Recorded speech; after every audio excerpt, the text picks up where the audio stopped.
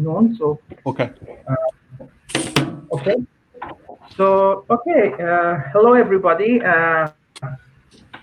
Thanks for joining us. And so today we're going to have a great talk from Dr. Magdesian, CEO and founder of Ananda Device. Before that, as usual, we go for some housekeeping notes. Dr. Magdesian kindly accepted to record her talk, and we will upload it on our YouTube channel. You can subscribe there, and once it's available, you can watch it on demand. And then if you have any question, as always, there's a Q&A box on the bottom of your page. You can ask your question there. And also there is a poll that we encourage everybody to take to just give us some feedback about the seminar series, and then we can also improve any problems we have in the future. And you can always email us, and if you have any comments, just let us know. So our next speaker is Dr. Stephanie Villard. She's going to talk about 3D bioprinting personalized neural tissue for drug screening next Wednesday at noon. And she's the co-founder, Canada Research Chair in Biomedical Engineering at the University of Victoria, and the CEO and of the Axolotl Bioscience. As always, you can follow us on social media, our Twitter account, and the organizer, me, Mohsen, and Wahid are on social media. You can ask your question, or you can follow us about this seminar series. We would like to also thank our sponsors, Montreal Transmedtech Institute, that support the development of innovative medical technologies, train the next generation of professionals, and make innovation in life science and engineering a source of wealth of society. Based on the Living Lab approach, the Montreal Transmedtech Institute provides an integrated environment that supports interdisciplinary collaborative process and co-creation of new medical technologies and interventions to catalyze their development and adoption by users. For this talk also, we would like to thank our next sponsor, Translational Institute for Biomedical Innovation. Their mission is to invent and foster practical solutions that restores or enhances the health for individuals. The Translational Institute for Biomedical Innovation envisions a world where personalized medicine is available to all. Every person is unique with individual challenges to optimal health, from genetic predisposition to disease to socioeconomic barriers to care. The Translational Institute strives to address those challenges to bridge the gap between sickness and wellness. So by that, I would like, it's our great pleasure to introduce Dr. Magdesian. Dr. Magdesian is, holding a BSc in pharmacology and PhD in biochemistry from University of Sao Paulo. She was an associate professor at the Federal University of Rio de Janeiro, Brazil. In 2008, she joined McGill University Neuroengineering Program, and in collaboration with researchers from the Montreal Neurological Hospital, developed new micro and nano tools to accelerate the growth and connection of neuronal networks in vitro, neuron on a chip system.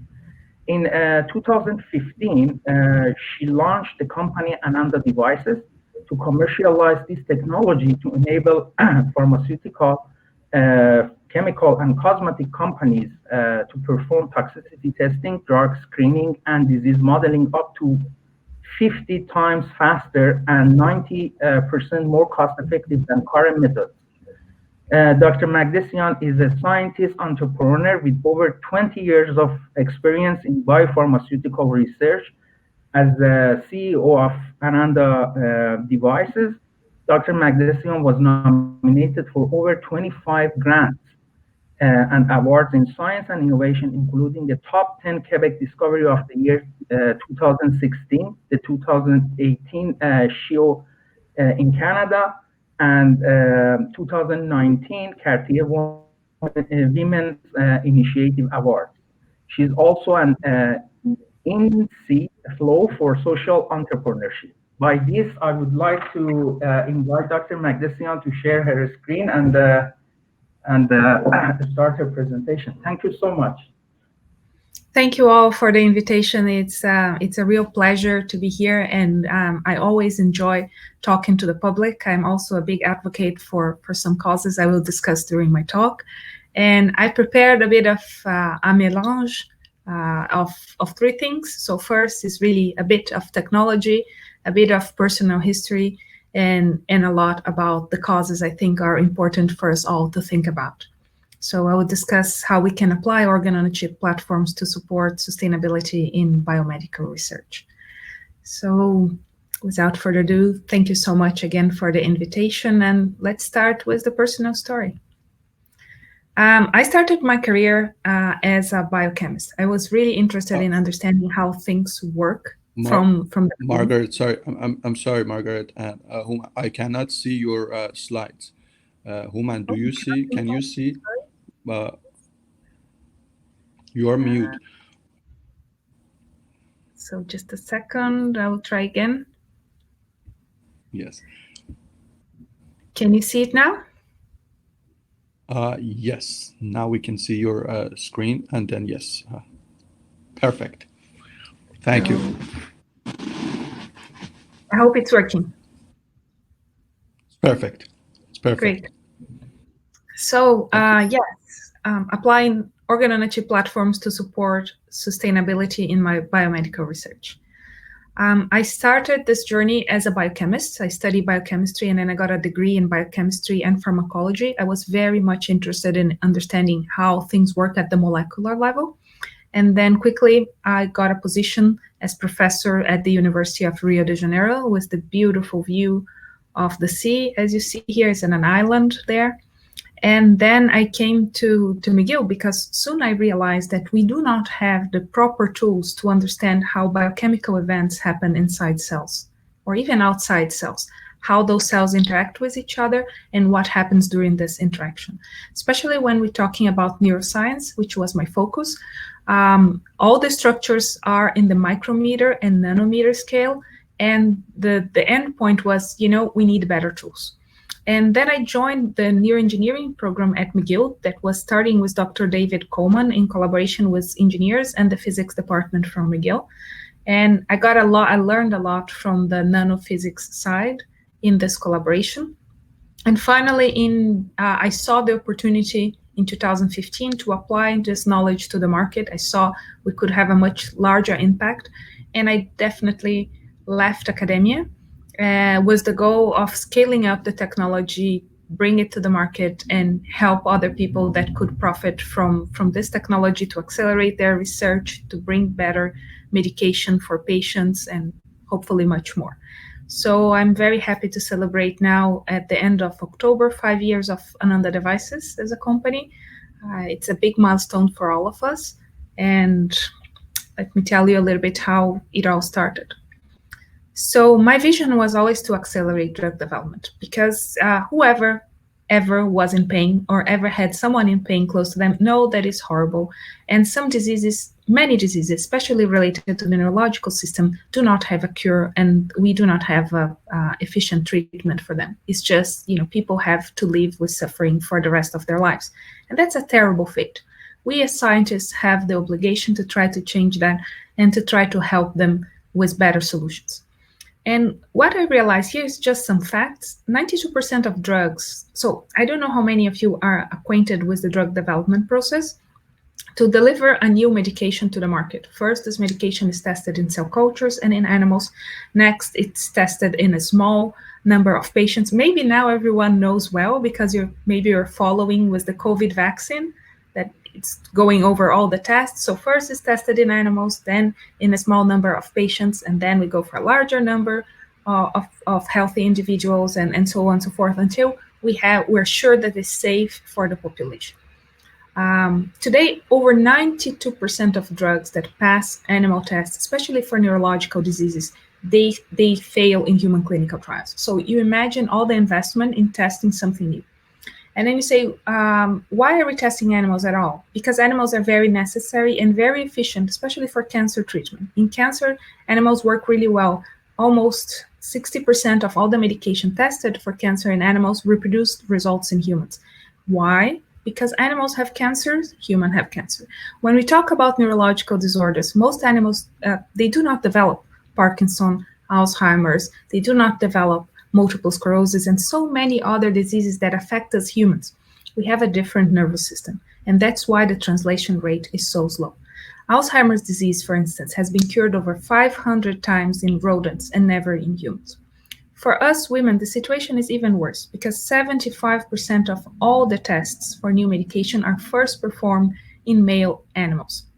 And we have no idea how pain and other related neurological diseases really evolve in women. And this is really important because first, of course, women are the one carrying the next generations of humans to Earth.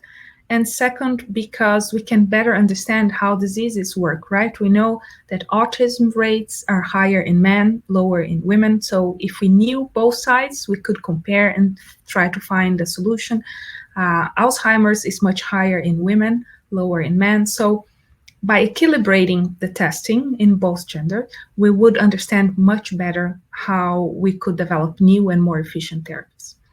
And of course, we come down to the economy. At the end of the day, $28 billion are spent a year in irreproducible research. So let's focus now on neuroscience, and why is it so bad? Why most of the tests in neuroscience don't work well? The main issue is limited access to human tissue. We do not have, while cancer cells, patients are happy to remove the tumor, give it to you, you bring to the microscope and you test and you drug. When we're talking about nervous system, no one wants to remove a piece of their spinal cord and give to you to test a drug. And if the spinal cord is not working, so even if it's working, like here we have an example of a piece of skin. Let's say the person has a lot of pain, itch, paralysis, allergies, whatever in the skin. And the skin is innervated. If we cut the piece of skin to go to the microscope, we're basically breaking and killing the neurons. So the whole wire is broken, it's not responsive anyway. How can we get more information about neurons? We have to reproduce the nervous system in vitro. We have to reproduce it. The best way is to rebuild it in the lab and try to test something. To do this, we need first human cells. And second, we need a functional network. Human cells, we're only able to get them recently with the use of stem cells. Now we can finally transform human stem cells into neuronal cells and then try to rebuild this. But the issue when we rebuild networks is that it's very difficult to produce functional networks. If you look at your computer right now, it has a functional network of wires communicating to each other. Just like in our body, we have a functional network of neurons communicating and making sure that I'm talking here and you're listening there. But what happens is if we remove all the wires from this computer, we put on a Petri dish and we say compute, it's not going to work, right? Because the network is not properly connected. That's the same thing with the nervous system. If we just remove neurons, and if we just produce neurons, we put them on a plate, we get an entangled mass of wires that are not efficiently connected. And no wonder, whenever we test drugs here, the result has a very low reproducibility. It's not robust enough. That's why we need to use an actual brain where you see that the wires are perfectly connected. With Ananda Devices, what we do is basically we create networks where we can add then the cells, and the cells build. It's basically like a mold, to make it simple. The ones in microfluidics will understand it better, where we put the neurons and we control the environment to make sure that that we form similar networks to what's happening in the actual brain slice. So the whole process is associating ourselves with providers of blood from patients in iPSC cells. Then we make precise designs of what we're looking for. We put the cells into our devices. And here we can have, for instance, if we take blood from a Parkinson patient, we have Parkinson on a chip with a functional organization polarized way where we can really identify what's happening.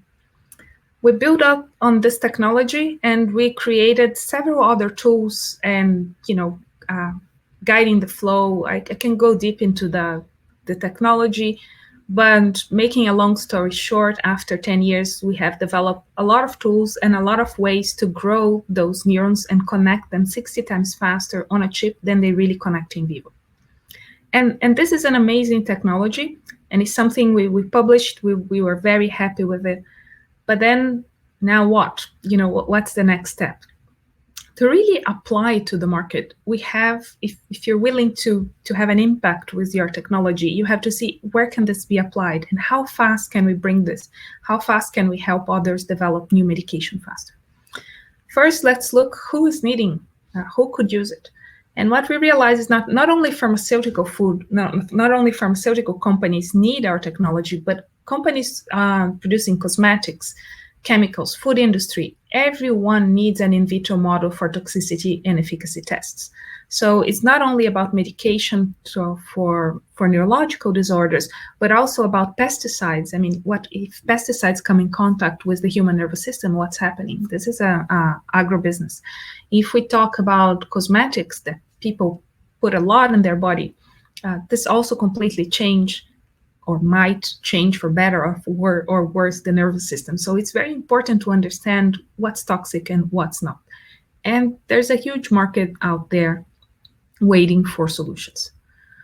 Not only that, but also there is a current, and if we look at the landscape now, it's a huge movement to reduce animal testing as well, for respect for animal lives.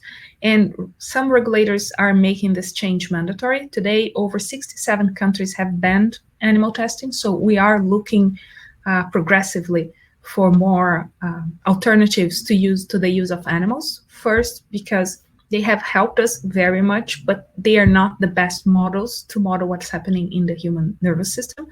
And second, because it's the right thing to do, right? I mean, we have been using them for so long and they haven't been that efficient in several ways. So the industry needs human models and they need faster and more cost-efficient solutions. With the advances in stem cell technologies today, and I don't know if you are all following, but every day there's a new 3D model, 2D model, organoids of everything. People call everything mini brains, but they're not really mini brains. There's a range of neurons on a chip to, complex structures that really resemble more of the brain, to centrifugated compounds. So we have to be very careful with the terminology, with the technology we are using and who we're talking to, and how much we can really move forward in replacing or at least reducing animal testing. So with all that in mind, I started a company, and today we are a Canadian technology company specialized in developing and commercializing human tissues on a chip platforms for physiologically relevant high-throughput preclinical assays in vitro.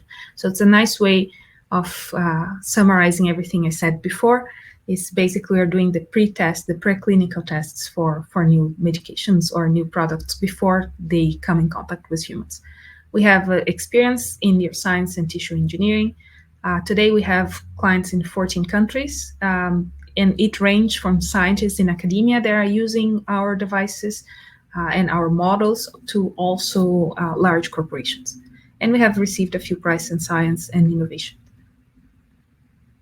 We offer products and services because what we realize is yes, that's a great technology, but yes, we were trained as PhDs in the lab and it's easy for us to use, but to implement this in everyday activities of a company, it can be a challenge. So what we have done is really simplify as much as possible our technology to make it customer-friendly assays that the industry can use for high-throughput screening and can test at once 3,000 neurons from the central nervous system, from the brain, from the spinal cord as well. Also so the central nervous system and the peripheral nervous system. And it's compatible with both human and animal models because, as I mentioned, there are some tests that we cannot replace animal cells with human cells yet. But the major advantage is because we miniaturize everything, we use at least 80% less animal cells. And on the service side, what we do is we help companies migrate from the technology they are using now to implement our technology, or we develop customized assays if necessary for their specific needs. And these assays can be from mechanism of action analysis, drug screening, or neurotoxicity tests. What we're promoting is an enabling technology. We're telling people you have to move, we're talking to the whole industry. Let's move from the past, from cell lines and animals, to the future to use the human cells and get more reproducible results. Let's move from manual and subjective technology to automation and acquisition of big data. Let's move from single platforms to high throughput screening. And this is a lot. And the market is like, whoa, we have been doing this forever. Why should I change now? And this change is much harder than you think. So you have to do a lot of convincing, a lot of discussing, and a lot of pinpointing really the advantage so that others can understand how important it is to change. Some of our advantages are 50% faster results. Why? Basically because we have all the cells organized. It's much faster to take images. All the cells are the same size. They're all connected to the same proportion. So just by having it all organized, it's like tiles, right? If you have the tiles you just throw the tiles on the floor, you have tiles in every direction. If you have them properly organized, you take a picture, you always have the same pattern. Easy to compare, easy to image. We reduce toxic waste by at least 90%. When we work with vaccine companies, this is key, because today, you add the virus to perform this test, or you inject an animal with a virus, the chances that the animal run away, bite someone, is in the wrong trash, whatever, is huge. So just by making an in vitro test restricted in a very small compartment, it's much easier to dispose. The other thing we promote, especially with our services, is gender equality in health. Whenever we perform the tests for our clients, we always use 50% cells from male and 50% from female subjects. And this is key so that we can compare if there's any difference, if anything relevant we can discuss. And at least 80% reduction in animal use. When we use animal cells in our systems, we use much less because everything is miniaturized. Whenever it's possible, we replace with human cells, and then the reduction is much larger. So how does it work? Basically, we have systems that we call neuro-HTS, and those systems is where we put neurons and chemicals, and then we use standard microscopes and readers, and we get an in vitro model compatible with human and rodent cells, that can be used with different neurons to increase reproducibility, enable automation of high throughput screening and high content analysis, and then accelerate the tests and reduce the costs. And what do people use this for? They use this for different types of testing. So we can go for toxicity, drug screening, a mechanism of action, disease modeling, really. So here we have a model of Parkinson's disease, and also for personalized patient responder analysis. And bringing all this to the market, how is it? It's 5 years on the road, and what was very important, and our credo, or what have we followed from the beginning, is integrity, scientific excellence, respect for human and animal life, and try to move as much as possible with an innovation with ethical and environmental responsibility. With everything that's going on in the world, I think more and more we have to be aware of this and how we can help. What we're offering are human-centric solutions that are capable of help saving animals, save costs, save time, and save the environment. In principle, our solutions are being applied, especially in this phase of compound discovery and in preclinical trials, but they can also be used for the clinical trials and even post-surveillance of products that are already in the market. And it's in both ways, right? It goes in the sense of let's test these compounds in humans, but also getting the data from humans and applying to the next phase of the compound, which really helps reducing the size of the trials. So I don't know how many of you are in drug development. We can discuss more on the question time. Now talking a bit about sustainability, something that people have been talking more recently, And I suggest to all of you, whatever work you're doing, take a good look at the Sustainable Development Goals and see how you could push them forward. I think this is extremely important in the world we live, in the world we want to live for our kids one day. How can we make it better? And our partnerships, we always look for human-centric, sustainable solutions and always reducing risk and costs of compound development, like working with the industry, bringing innovation to reduce the risks and the costs for the future. I mean, this reduces a lot in their production scale. Develop better and safer products for the population faster is really targeting the human health. Improve healthcare of patients and trying to bring more equality as well, because if we have customized solutions, so we can also reduce the inequality in testing the same drug in people with diabetes and non-diabetes, or with a certain disease or another. I mean, we can increase a lot the differences in this pretty fast way of testing products.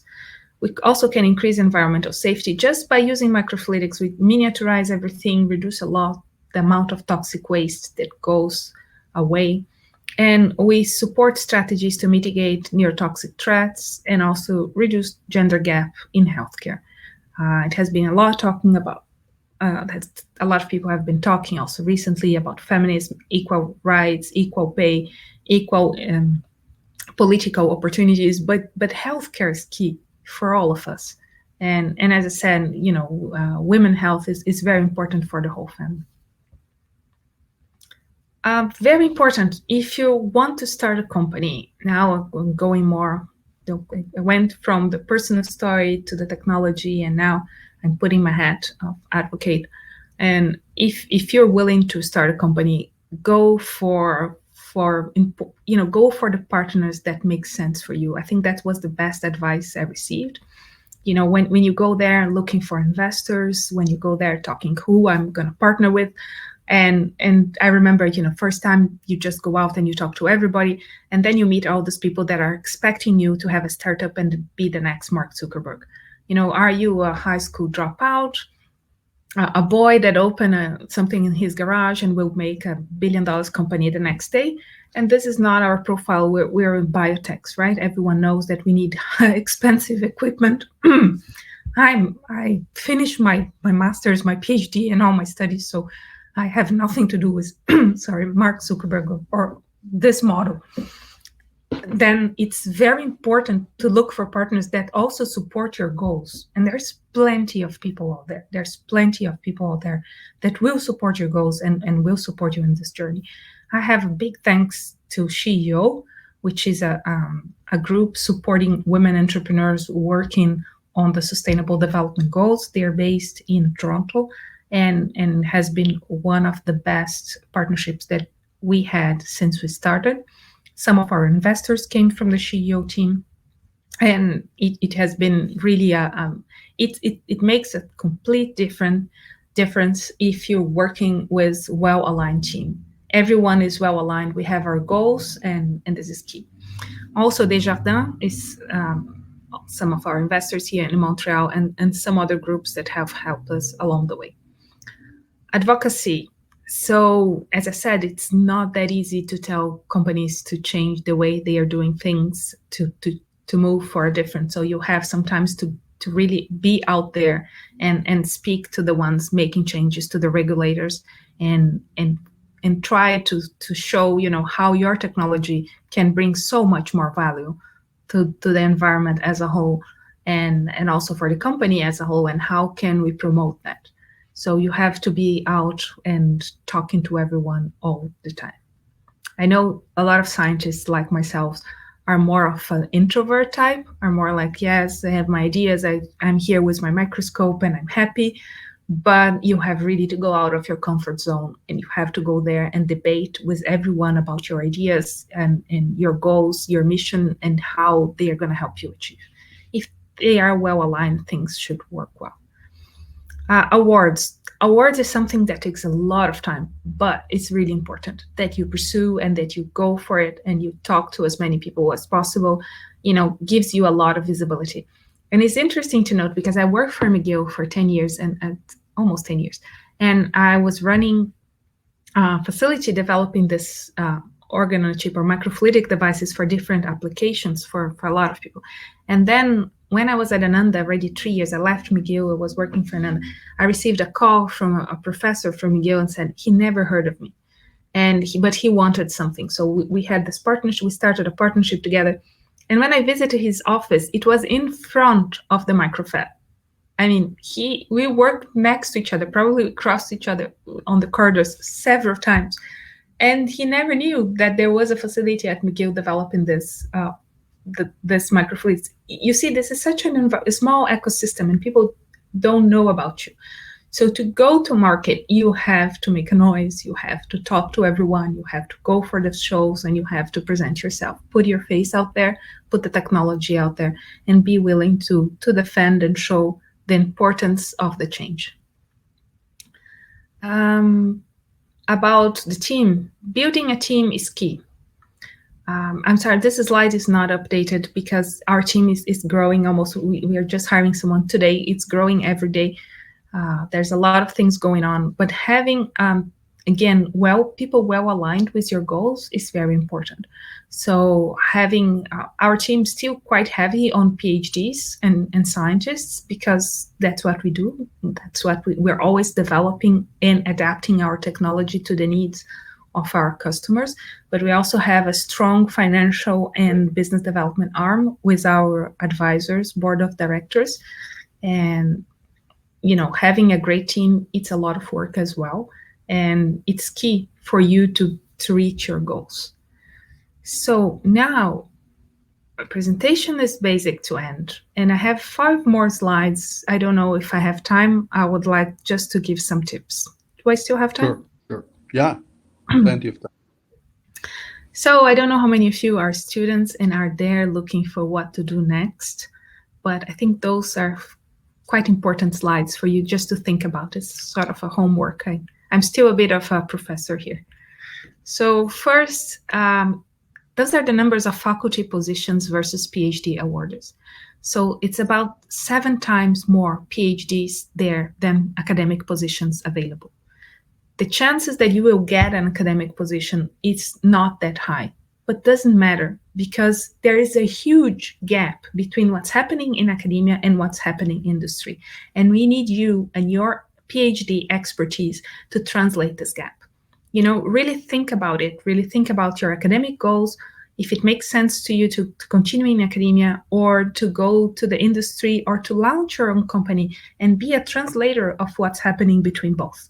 One of the things that surprised me when I quit academia and when I started working with companies is how far away they are.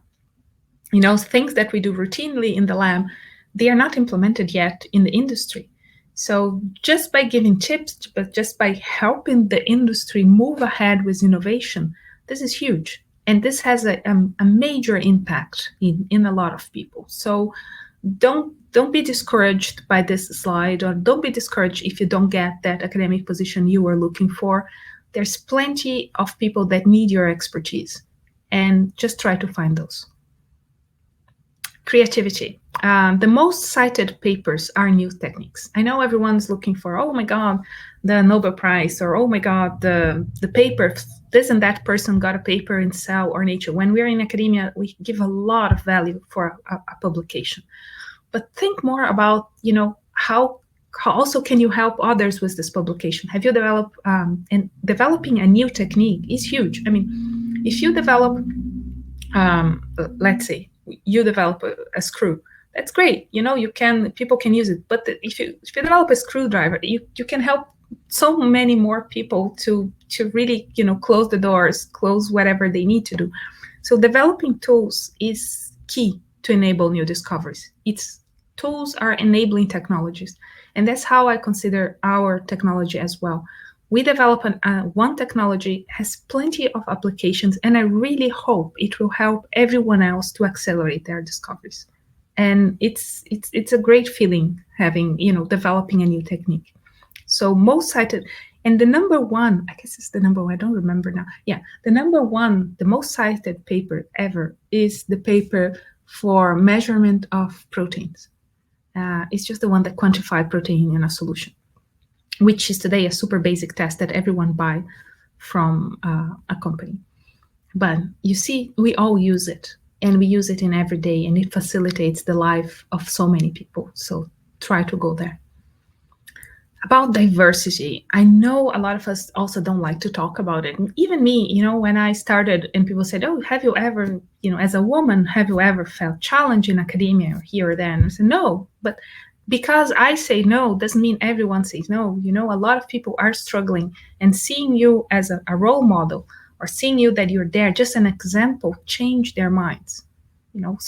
If we are there, if we arrive at this place as women, as minority, as any ethnicity or whatever we are now, is because we were privileged in one way or the other. Either privileged by intelligence, by we were born in a nice place, in the right time, in the right position. Not many of us are. So remember to advocate for those as well. In science, most, here's the US data, most of the population are white men, so 31%, and then these are the other minorities. Next, I just want to make a joke. It's not really a joke, but I already worked in the US for a while, and I remember now I had to fill up a form. As many of you know or have noticed, my family came from Armenia. I was born in Brazil, but originally so my genetic base is Armenian. And when I was working in the US, they asked me to fill a form and say if I was Asian, Spanish, African, or I don't remember, or Caucasian. So if Armenian is in the Caucasian mountains. As a biologist, I thought, oh, well, my genes are Armenian, so I'll put Caucasian. And then the lady came back to me and said, no, you're Spanish. And I'm like, but no one is Spanish in my family. So you see that there's always a way for people to put you in one bucket or the other. But at the end of the day, we're all humans, and let's just try to make it more equal and more environmental friendly for everyone. Equality. So yes, this is a slide from Shio. It's quite a strong statement. Everything is broken. I don't believe that, really. I think there's plenty of things for us to do. But I realized that only 4% of venture capital goes to women. And this is really, really bad. And there is, especially with older men, and if you go to the more traditional houses of investment, venture capitalists, it is what they expect. They are investing much more in male founders than women founders. So please make sure we change that. Those slides are from Cartier, but it's something that shocked me when I saw for the first time, and I'm copying it here, is that they show that 2/3 of women CEOs say they never realized they could be CEO until someone told them that. Like, this never crossed my mind. Of course, I always wanted to be a CEO. Of course, I wanted to, to have my company and to do my stuff. I never thought about that. I never thought that so many women never thought they even could be, because they never saw an example, a role model. So be the role model, help them if you can. The next slide is also about investment, and showing that women-founded companies usually receive less investment than male-founded companies. However, the return is much larger. And in how many years will the gender gap close if nobody does anything? So North America, it will take 165 years to change the gender gap. Imagine in health, people. So it's not possible.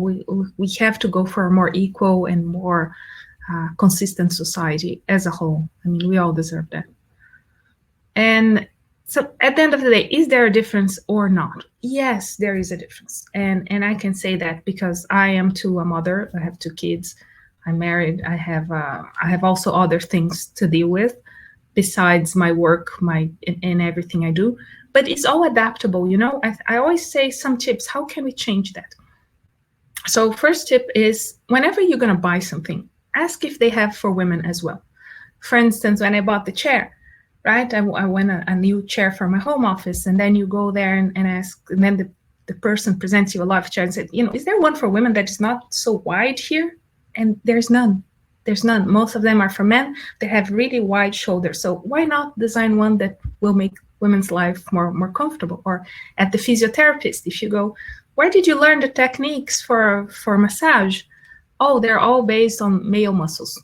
We have a different muscle system. So go and ask. I think asking help people, open their mind for new ideas. The second thing is, for instance, in a lot of offices, there's this 5 à 7 happy hour. After in everything I went, there is a happy hour. And I hate happy hours because happy hours is when I want to pick up my kids from school, go home and talk. We have dinner. It's a family moment for me that is really important. When I joined Shio, they changed the happy hours for breakfast, which is much better because, anyway, you drop your kids at school in the morning, you can go for breakfast early and have a nice time. And what happens with those happy hours is the most of the people that go to them are men, because their wives are taking care of their kids, or they don't have kids or whatever. And then they build, because people just, it's not mean. It's not people don't do it for bad things. It's just the way things have been done for so long. It's time for us to change that. It's time for us to be more inclusive as a society. And my last advice is resilience. So I really like this picture of the tree. You just have to try to follow the flow, but keep true to your roots and make sure you achieve your goals and as inclusive and as ethics as possible. Thank you so much. Well, thank you very much, Dr. Magdesian. Very nice presentation and also inspiring talk. Especially, it was very touching to hear your thoughts on the gender balance in science and engineering, and then also other aspects of our community. So it's thank you very much. Very nice story. We would like to start with a few questions. I have, as always, plenty of questions. But maybe if you stop sharing your screen, then you will be able to also see our faces. So this way we can communicate maybe better. So there are many questions from the audience. But before I start with the questions, I'd like to actually draw your attention to the chat box. Many positive and feedback from the audience about your talk, inspiring talk. This has been I think this is the first talk that we had in which the speaker talks about or brings up the issue of gender inequality, and also the issue with the diversity in science and engineering. And this for that, me and then others and the participants are appreciating what you've done, and then your talk as well. So another note that I wanted to mention is that we have Dr. Stephanie Willarth, another great entrepreneur, a female entrepreneur, very and who is doing great stuff in the area of 3D bioprinting for neural tissue engineering next week. Please make sure that you participate in her talk. Not because she's my friend, but she's also a great researcher and also an engineer. Also, I would like to thank our sponsors, Montreal Transmed Tech, and also Terasaki Institute for basically biomedical innovations. Without their help, we were not able to continue having speakers like Dr. Magdesian in our e-seminar series. So with that, wow, we're receiving many positive comments about your talk. So many are actually appreciating that you talked about these major challenges that we're facing these days in science and engineering. So I'd like to start with the question from Sam Mercer, who read my mind about these types of technologies, and actually he had the same question that I have. So what he says is that the pharma industry is frustratingly and famously change and risk averse. So, which means that they are, it's very difficult to convince them to pick a new technology. However, FDA and other regulators lately are sometimes more encouraging of novel technologies and applications than industry. So the question is that, have you seen or do you expect more traction with the regulators than with big pharma? That's the question. So what do you think? Whether do you see the regulators, the regulatory bodies are showing more interest in these new technologies than the pharma industry or big pharma companies, or you have other opinions? Yeah, it's everything is very slow, right? If we talk to regulatory bodies, they are usually governmental institutions where things move very slowly. And with pharma, if they do not have the pressure from the regulatory bodies, they do not see why they should change the way they are doing things. So we start a lot with smaller companies. And one of our targets is really to find the countries where legislation is on our side. Let's say legislation is more pro reducing animal use. So Europe, for instance, is much more aware of that. So most of our customers are really Europeans and not necessarily North Americans, because here in North America, there is no such pressure yet. Okay, it's fair. But then, so reducing the number of animals is one big advantage for these types of technologies, organs on a chip technologies. But on the other hand, these types of models have been out there for a long time, and although they're not successful, but still for us to be able to replace these technologies, we need to show that ours is doing better than them, those models. So what are your thoughts on the ways that these novel technologies can prove or show that these models are better in terms of the modeling for example, the physiology of the brain, maybe, or even the pathophysiological conditions of a disease? And what kind of validation methods do you use to prove that your particular model can replace the animal models? So there are two answers. So there are two major points in what you say. So the first one is a bit historical, in the sense like microfluidics have been there for more than 30 years. But microfluidics was not a friend of biology at all. So it was really an engineering niche where people did a lot of things. So I think microfluidic and biology started fusing in the past 15 years, more or less. And that's when it became a bit more user-friendly. It was a lot of gadgets, a lot of tubes, a lot of pumps, which most biologists are afraid of. So when we start to put in both together, it became much more user-friendly. And I think one of the major challenges into moving to microfluidics is how user-friendly it is, how close. And then it connects now to the second side of the question, is how to replace what's been done today for different microfluidic models.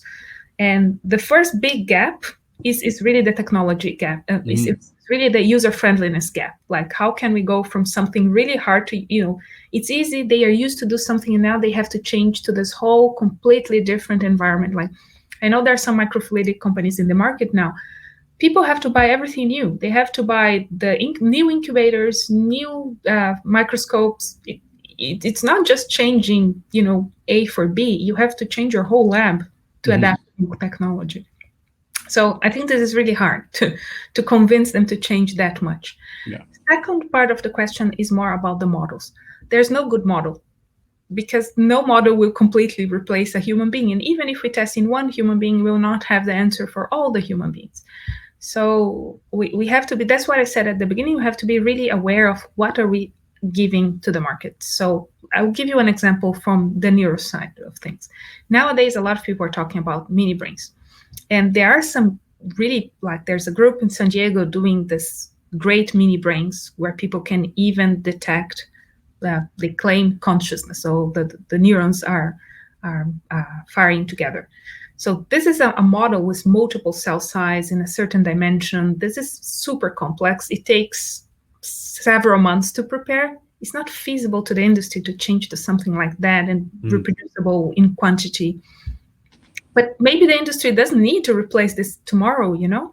Just having a technology like ours where you can measure the neurons quickly, it will de-risk their first step in that. Like if they have 5,000 drugs, it's not possible to produce 5,000 fully functional mini brains in a week, but it's possible with our technology to have the 3,000 and analyze them in 20 minutes.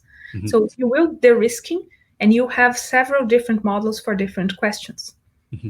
Like if people are studying evolution or development, those mini brains are key. But if you just want to see markers of axonal transport, then come to Ananda Devices, you'll get an answer much faster. I mean, there will be several microfluidic models, I would say. Okay, great. That's fair. So the next question is from Karen, and then it's a very interesting question. And I think Karen is deciding to start a PhD or going into an industry. So her question is about whether you think it is necessary to go into a PhD program to make an impact in the field of biomedical engineering. I mean, it depends. So there's a lot of knowledge that is required, and it's you do have. So I suggest you should go for a PhD if this. But PhD 5 years is a big commitment, right? From your side and from the group side. Why not making a PhD in the industry so you'll be more close to what's happening in the world? Okay. So Karen, I think you need to start a PhD program, and that's advice. And we always, as professors, we always encourage students to go into PhD, and then because we enjoy training them and then working with excellent students. So the next question is from Bisan Samara. So the question is about your chip. So it's a little bit more specific. And then what they ask is about how you can make this chip more biomimetic of the brain environments. Are you using or planning to use hydrogels in your device? Yeah, this is a huge challenge for everyone in microfluidics. The best, most user-friendly stuff is silicone. So PDMS is still our number one choice because cells love them. We go to biomimetic, so we go to other hydrogels and other things. The main issue is that neurons respond to them. Even collagen, if you build some devices in collagen, the neurons usually respond to collagen differently than they respond to PDMS. That's for neurons is a main challenge because they're very responsive cells, but definitely that's where the industry should go, is finding better polymers for us to work with. Okay, great. So Rohin is asking about, first, they thank you for the wonderful presentation. So the question is about whether you have any work on cardiac on a chip or modeling cardiac tissue on a chip. You know that you are working on neurons, but whether in your pipeline you have any products that is focused on cardiac tissue. Yeah, we have requests from even different people working on organ on a chip for our help. I think key here, take-home message is partnering. You know, it's very hard to be the best in everything. Partner with people doing cardiac tissue and help them innervate. So we know the neurons, they know the cardiac cells. Let's put them together and make something useful for everyone. Okay, that's fantastic. Yeah, I agree. I completely agree with you. We can't do everything. We can't be masters in everything. Yeah. So, so the second question, okay, we have another question from the same participant, Bisan. Is the platform used only for neural cells, or you are also co-culturing different types of cells in your platform? No, we have already successfully produced co-cultures of neurons and astrocytes, neurons and oligodendrocytes, neurons and skin, neurons and several different tissues. Great. So first of all, before before we move on and then ask other question, how much time do you have, Margaret? I still have 15 minutes. If 15 minutes. Okay. Okay. That's good. That's good. So let me just ask one question, which is I'm going to, it's maybe a tricky question. So you had a faculty position, right? And then you decided to leave a faculty position and start your own company. Uh, how difficult was that decision, and what you've learned from that process? yeah, I think so. There was a lot of movement involved in everything until reach that point. But the key was that when I was working for when I had a faculty position in Brazil, and then I moved to Canada, and it was I was a visiting professor for what this I was supposed to stay just 1 year in Canada and then leave. Mm-hmm. But then the work went so well, and I stayed at the end almost 10 years. But what I left was, because as an academic, you're always worried about publication, publication, publication. You have this pressure to publish, this pressure to get the grants and things working. And when I was working at McGill, I didn't have that pressure. So I was running this facility and was in the interface between two labs, between the Neurological Institute and the physics department. And I could really do what I like, which is developing new tools. I was working a lot in the lab, and I saw how happier I was working close instead of with all the giving classes and all the pressure publishing this. And we had the money from Dr. David Coleman, was the director of them and I at the time, and Dr. Peter Gruder, and then let's develop tools. And the tools were being developed, and it was very rewarding for me as personal. And then the second big rewarding point was when I applied for the Dobson Cup as a startup. The first time I wrote a business plan, I sent an email to everyone who was using my devices, and I said, can you send me a picture if it helps? Did the device I sent you help? Because a lot of people were, buying or asking, or I was producing and sending. And then I received all the emails and the pictures, and I put together this live. And this was the first time that I sat down and I looked and I said, oh my God, I helped so many people accelerate their research. Should I stay here and move ahead for the next paper published, or should I just scale up what I'm doing now and help more people? Mm-hmm. And this was an epiphany. So I decided, yes, it doesn't make sense for me anymore. It was hard. It was a difficult moment, but it was the right decision, and I'm very happy with it. Mm-hmm. Mm-hmm. Mm-hmm. Well, I mean, yeah, I mean, because sometimes I've seen, researchers in academia who have dilemmas about which path should they take, right? And it's a very brave decision to make, I think, because when you are in academia, you have this source of money that is always, coming. But if you start your own company, then you are responsible for bringing that source of money, and then you have to go after money, and it's not always very, and the source is not always reliable. Sometimes it works, and especially in biotech industry, and it needs a lot of courage to shift gears and then just abandon what you've done for a couple of years, and then start a new journey and then project. But that's something that I always wanted to know. Not that I'm planning to start to go in industry and then start my completely work in my company, but that's something that many people have been asking me. So the next question is about testing materials. So the question is asked by Shiv. So thank you for your nice and informative presentation. How one could test the materials which could facilitate neuronal growth in your chip. So can your chip be used for testing new, maybe drug delivery materials, for example, particle-based drug delivery systems, gels that they deliver drugs directly to the brain? I think this is the question that Shiv had. Yes, definitely. And that's something we have several partnerships. We have partnerships with researchers to develop new applications for our products or to improve our products. As I said before, I think partnerships and collaborations are key for moving ahead faster with our goals. If we try to do everything ourselves, it's not going to work. So we have several partnerships to improve our products with different partners, even in the industry sometimes. And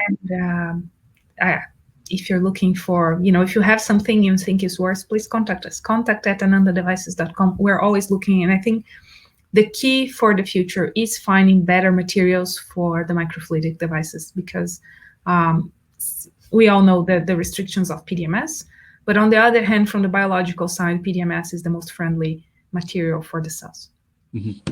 Okay. So another question is from Karen again.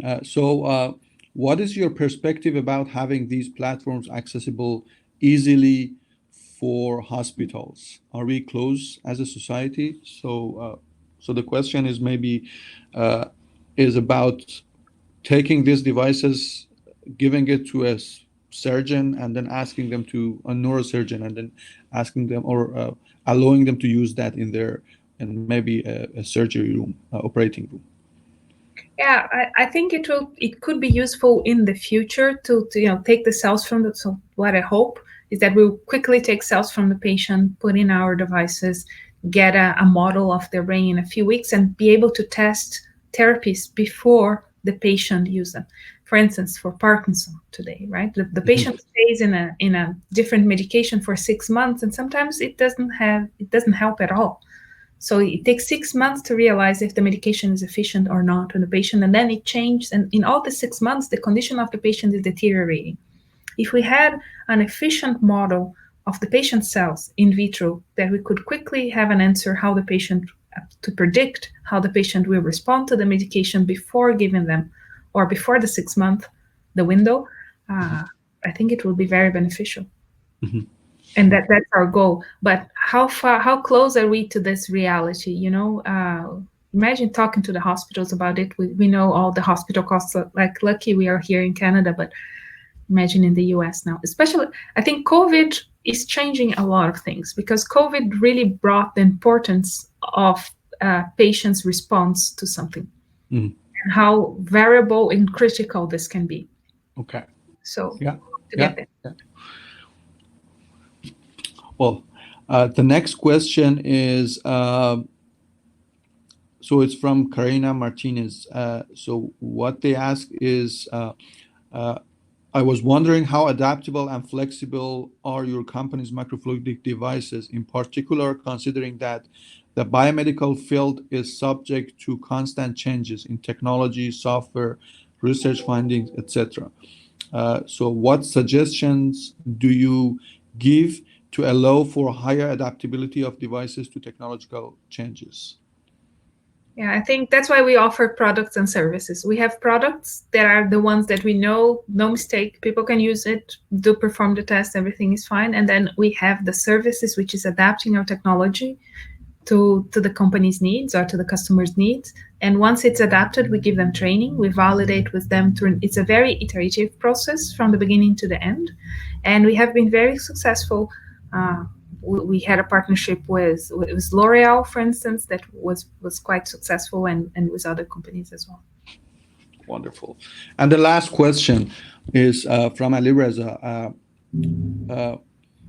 How did you decide to devote your time and research during the PhD degree on what project, and the possibility of the PhD for making a startup? So how did you decide what project during your academic career is the best to start a startup? Yeah, so I started working in labs when I was 17. I got in the university really early, and then I started working in a facility in Brazil for vaccine production. When I finished my studies, I decided I want to work. I really loved the cell biology test, and I was really interested in a specific parasite that infects most cells. So what I learned in my PhD, I was trying to look for receptors. So this parasite infects almost every cell. It must have a the same ligand in every cell that makes him enters and getting out. It's called Trypanosoma cruzi. So what I did was basically during my PhD was growing a lot of cell types, all cell types you can imagine, and trying to purify the entrance. What have I learned on my PhD? So I got publication, I got the degree, some publications, degree, and everything else. But I really learned how to culture cells. Although I'm a biochemist and I did all the receptor ligand curves and everything, at the end of the day, what I did a lot was culture different cell types. When I moved to my position, I decided I want to work with neurons. When I got the position in Rio, I said I want to work with neurons because they're the most challenging cells. Like while cancer cells, they grow by themselves, you can throw on the floor, they continue growing. Neurons, they die very easily. They were very challenging cells, and I was inspired and I said, let's work with them. But soon I realized that we don't have tools. So if you look at my trajectory today, it makes all sense. So what's your background? Oh, I'm a pharmacologist, biochemist. I work a lot with cell biology and neuroengineering. But when I started, it didn't make sense at all. Mm-hmm. People were asking me questions like, oh, are you changing from parasitology to neuroscience? But for me, it was the same, and I'm just focusing on a specific cell type. When I came to McGill was to learn more about nano and micro tools, mm-hmm. the tools I needed to better understand the neurons.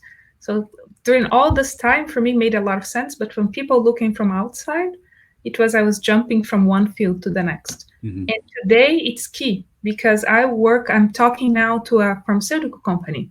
Mm-hmm. And the whole drug development process. And for me, this is very clear because that's what I studied in my graduation. So mm-hmm. You build as it goes. Be true to yourself. Do what you like. And at the end of the day, I think it's a bit of serendipity as well. Yeah, I agree.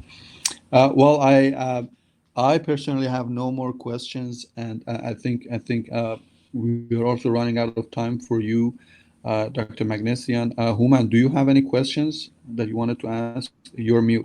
So if you don't, I just want to thank Dr. Magdesian for her inspiring talk, and that's it.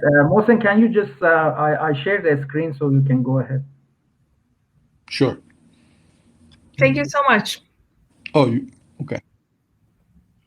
Thank you very much. And again, don't forget, next week, our speaker is Dr. Stephanie Wheeler from University of Victoria. She's a Canada researcher in biomedical engineering and also CEO of Axolotl Bioscience. She will be giving a talk on 3D bioprinting of personalized brain neural tissues for drug screening. And then also, again, I would like to thank our sponsors, Montreal Transmed Tech Institute and also Terasaki Institute for innovative biomedical technologies. So with that, I also would like to thank all of you for participating in this event. I would like to thank Dr. Magdesian for an amazing talk, a very inspiring talk. And I'll wish you a very good day. Thank you. You all. Bye. Thank you. Bye.